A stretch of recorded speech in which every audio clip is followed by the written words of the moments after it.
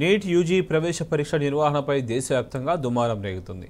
ఒకే పరీక్షా కేంద్రంలో 6గురికి first rank రావడం, షెడ్యూల్ కంటే 10 రోజుల ముందుగానే ఫలితాలు వెలువడడం, ఏ ప్రాతిపదికన గ్రేస్ మార్కులు ఇచ్చారనే అంశాలు పలు అనుమానాలకు తావిస్తున్నాయి. మరోవైపు నీట్ యూజీ పరీక్షను రద్దు చేయడం కుదరదని సుప్రీంకోర్టు వ్యాఖ్యానించింది. పరీక్ష నిర్వహణపై వస్తున్న ఆరోపణలపై వివరణ ఇవ్వాలని నేషనల్ టెస్టింగ్ ఏజెన్సీని ఆదేశించింది. కౌన్సిలింగ్ ప్రక్రియపై స్టే ఇవ్వడానికి సుప్రీంకోర్టు నిరాకరించింది.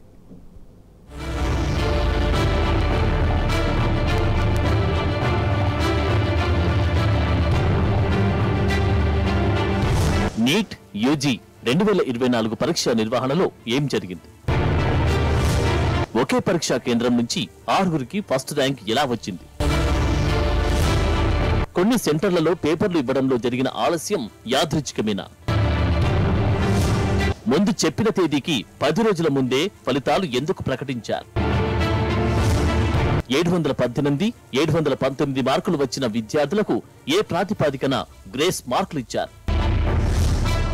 నీట్ యూజీ పరీక్షా పేపర్ లీక్ అయిందన్న ఆరోపణల్లో నిజముందా? దేశవ్యాప్తంగా లక్షలాది విద్యార్థుల్లో తలెత్తుతున్న సందేహాలివి. వైద్యో నారాయణో హరి అంటారు.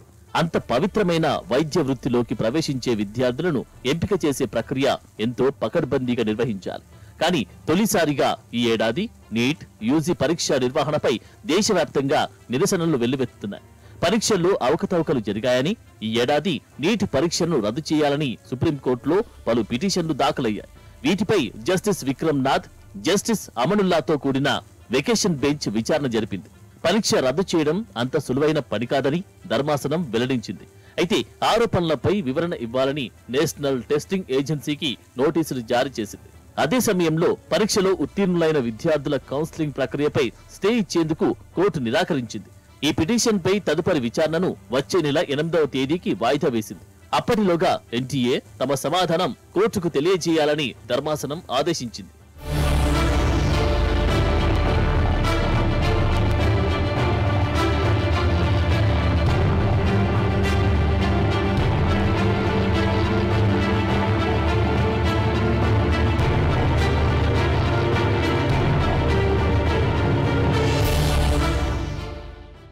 నీట్ యూజీ 2024 ప్రవేశ పరీక్ష మే 5న జరిగింది.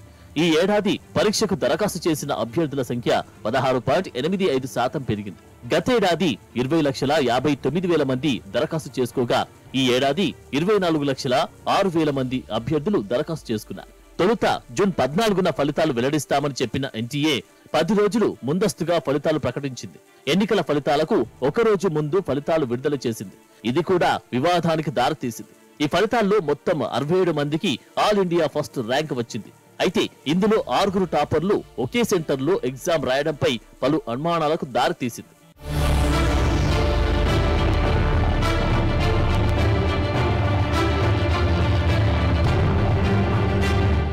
भैया के 648 नंबर थे, पर फिर भी जैसे इनका सिलेक्शन नहीं हो पा रहा, काफी मुश्किल हो रही है। तो अब आगे ये बताइए ना कि और इससे ज्यादा, तो आप आगे ये बताइए कि हम इससे ज्यादा और क्या ही टारगेट बना सकते हैं। 648 तो काफी मार्क्स होते हैं ना। पिछले साल जैसे कि आपने देखा था कि 648 पे काफी अच्छी रैंक थी, पर इस साल 648 पे सिलेक्शन भी कंफर्म नहीं हो पा रहा। तो कितनी मेहनत कर सकता है ये बच्चा? स्टेट में 648 नंबर पे भी कोई कॉलेज नहीं मिल रहा, यहाँ तक कि सेमी गवर्नमेंट कॉलेज भी नहीं मिल रहा मेरे को। अब इसमें मेरी क्या गलती रही? ग्रेस मार्क्स उन्हें दिए तो इसमें मेरी क्या गलती रही? सरकार को यही कहना चाहूंगा कि इस मामले में जल्द से जल्द जांच करे, उसके बाद काउंसलिंग स्टार्ट हो जाएगी, उसके बाद कोई चारा नहीं है इससे बाहर आने का। నీట్ యూజీ ప్రవేశ పరీక్షలో మొత్తం 180 ప్రశ్నలుంటాయి. ఒక్కో సరైన సమాధానానికి 4 మార్కుల చొప్పున మొత్తం 720 మార్కులుంటాయి. అన్ని ప్రశ్నలు సరిగ్గా రాసిన అభ్యర్థికి 720 మార్కులు వస్తాయి. ఒక్క ప్రశ్న తప్పుగా రాసిన వారికి 715 మార్కులు వస్తాయి. అంటే 720 నుంచి 715 మధ్య మార్కులు వచ్చే అవకాశం లేదు. కానీ ఈ ఏడాది కొందరు విద్యార్థులకు 718, 719 మార్కులు రావడంపై విమర్శలు వెల్లువెత్తుతున్నాయి. దీంతో నీట్ పరీక్ష పేపర్ లీక్ అయిందని, పరీక్ష నిర్వహణలో భారీ స్కామ్ జరిగిందని పలువురు ఆరోపిస్తున్నారు. ఇప్పటికే పలు విద్యార్థి సంఘాలు దేశవ్యాప్తంగా ఆందోళన కార్యక్రమాలు చేపట్టాయి. నీట్ అభ్యర్థులు లక్షల సంఖ్యలో పరీక్ష నిర్వహణను తప్పుబడుతూ రోడ్లెక్కారు. ये सवाल है निष्पक्ष जांच का, ये सवाल है तौर तरीकों का, ये सवाल है कार्यप्रणाली पर। घर में मिठाइयाँ बट गई थी, परिवार कितना खुश था, सब लोग बहुत खुश थे, इसका हो जाएगा, बच्चे ने मेहनत की, मेहनत सफल हो गई। और देखिए वहाँ जर्जर वाले सेंटर का इन लोगों ने नहीं बताया है, और जर्जर वाले सेंटर पेपर जो है रात को 6:30 बजे 9:30 बजे हुआ है। మరోవైపు నీట్ పరీక్షలో పేపర్ లీకేజ్ జరిగిందని, ఫలితాల్లోనూ అక్రమాలు చోటు చేసుకున్నాయని కాంగ్రెస్ సహా పలు విపక్షాలు ధ్వజమెత్తాయి. దీంతో ఆరోపణలపై విచారణకు యూపీఎస్సీ మాజీ చైర్మన్ సారథ్యంలో 4 సభ్యులతో కమిటీ వేయాలని కేంద్రం నిర్ణయించింది. ఇదే సందర్భంలో పలువురు సుప్రీంకోర్టును సైతం ఆశ్రయించారు.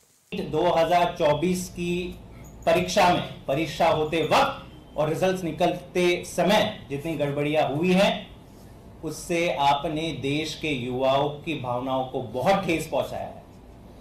ये लोग गुस्सा है, रोषित है।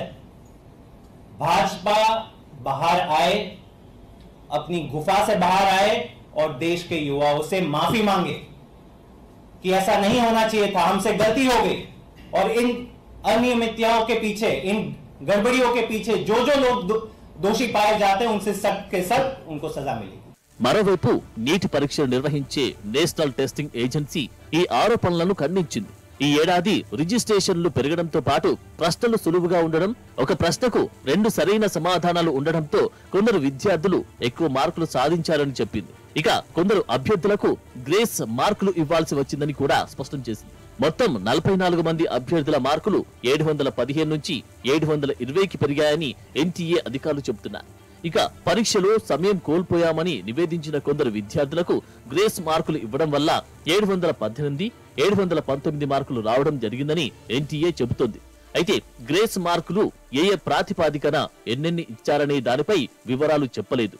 కొన్ని సెంటర్లలో పరీక్షా కేంద్రాల్లో అభ్యర్థులకు పేపర్లు ఇవ్వడంలో ఆలస్యమైంది. అటువంటి కేసులను పరిగణలోకి తీసుకున్న ఎన్టీఏ 2018లో సుప్రీంకోర్టు తీర్పు ప్రకారం నార్మలైజేషన్ ఫార్ములా ద్వారా గ్రేస్ మార్కులు ఇచ్చామని ఎన్టీఏ అధికారులు చెబుతున్నారు.